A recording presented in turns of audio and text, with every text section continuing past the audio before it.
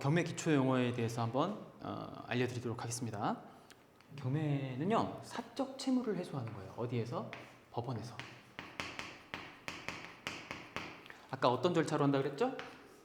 채권 형식은 여러분이 등기부에서 가장 많이 보는 용어가 가압류입니다. 이렇게 생겨있는 어떤 단어가 이렇게 나와 있잖아요. 그럼 얘는 판결문을 받아가지고 즉 소송을 해야 된다는 얘기입니다. 그리고 얘를 강제 경매에 넘겨요.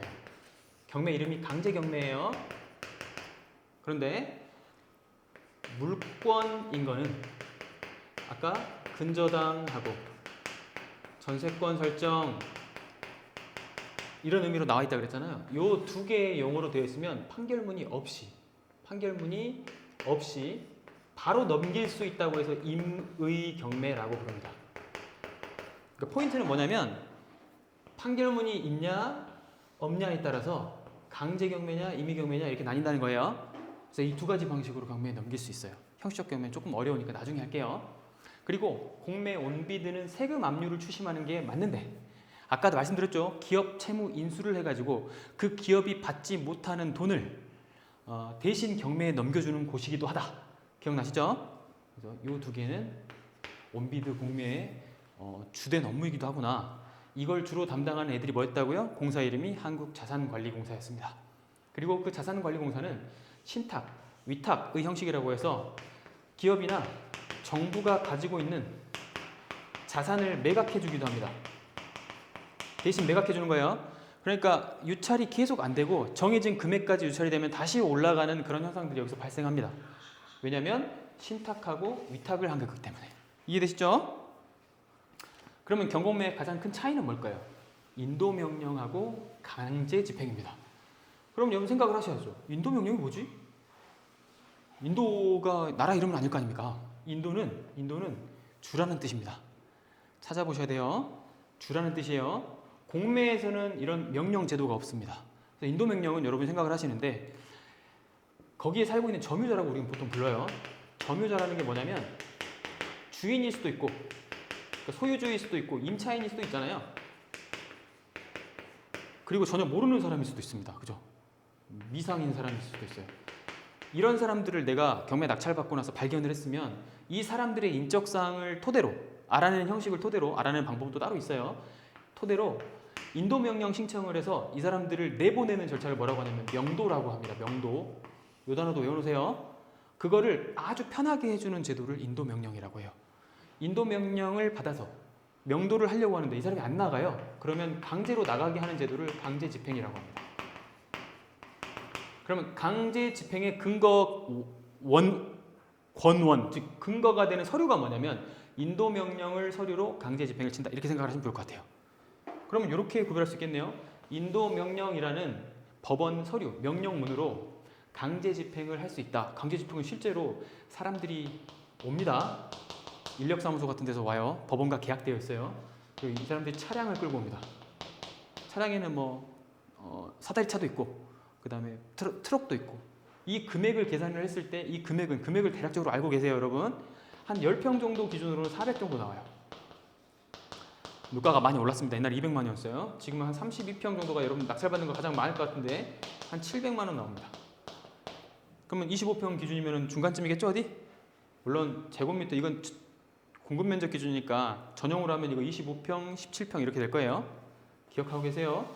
그러면 여러분이 이사비를 어느 정도 예약을 하셔야 되냐면 여기까지 가지 않고 처리하려면 이사비를 이 금액보다 좀 작게 해가지고 내보내시는 것도 추천드립니다. 이게 강제집행이에요.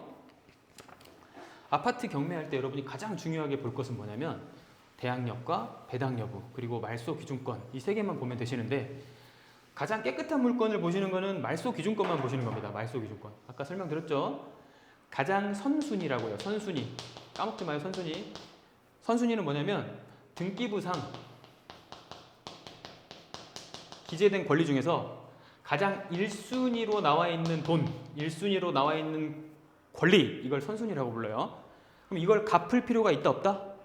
없어. 그런데 이게 기준이 되니까 아래 건 다 소멸. 이것도 갚을 필요가 없습니다. 아시겠죠? 그 사람들은 다 배당을 받아가요. 그러면 뭘 여러분이 잘 보셔야 되면 대항력이라고 하는 거는요. 대항력이라고 하는 건 배당을 받아가지 않는 돈을 얘기해요. 그럼 누가 줘야 되냐? 낙찰자가 인수합니다. 즉 이 말은 계좌이체를 해줘야 돼요. 법원에다가 내는 게 아니고 계좌이체를 해줘야지 이 사람이 살 수 있는 권리가 대항력이기 때문에 나가지 않고 버티는 일이 사라지는 겁니다. 그래서 임차인에게 대항력이 있냐 없냐를 판단하는 게 굉장히 중요한 이유 중에 하나는 배당받는 돈이 아니기 때문에 내가 신경을 써야 돼요. 이 나누기 더하기 빼기를 해가지고 이 돈을 빼고 입찰가를 산정해야 됩니다. 그래서 대항력은 굉장히 중요한 개념이 돼요. 그래서 이것들을 다 판단하는 기준은 어디에 나와 있냐? 그럼 여러분은 매각물건 명세서라든지 등기부를 보셔야 되는데, 매각물건 명세서라고 하는 건 뭐냐면 모든 향후에 일어나는 문제들에 대해서 판단하는 기준이 됩니다. 그래서 매각물건 명세서상에 잘못 기재된 사항이 나오면 이의 신청을 통해서 보증금을 돌려받을 수도 있어요. 아시겠죠?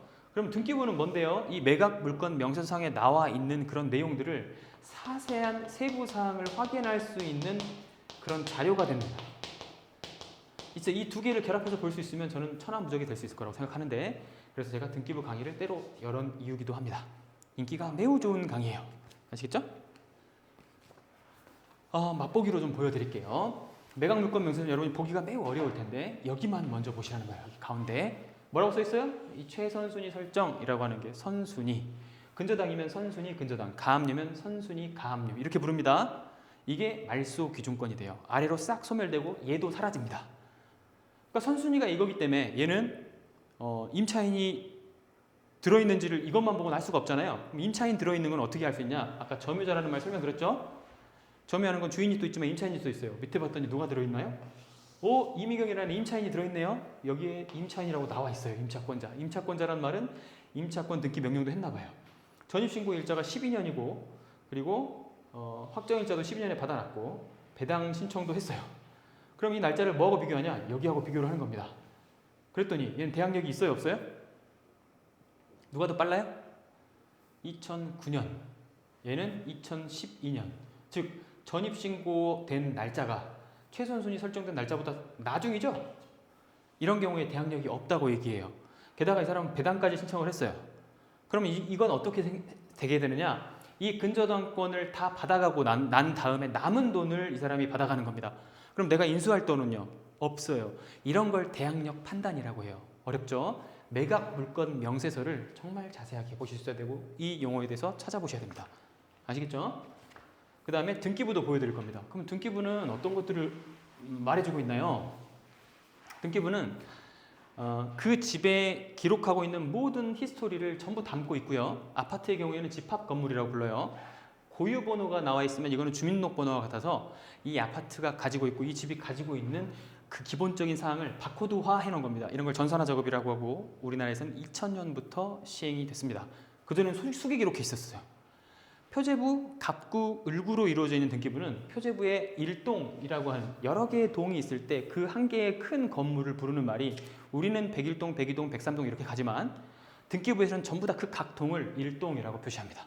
그 건물에는 몇 개의 층이 있고 몇 개의 구획된 구분 소유된 건물이 있는지를 표기해 주는 거예요. 표제부에다가.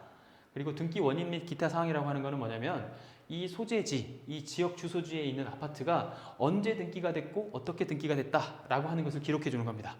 이해되시겠죠? 살짝만 보여드려서 뒤에 가서 설명 다시 드릴 겁니다. 6강은 주택 경매의 두려움 중에 하나인 취득세와 양도세에 대해서 다뤄보겠습니다.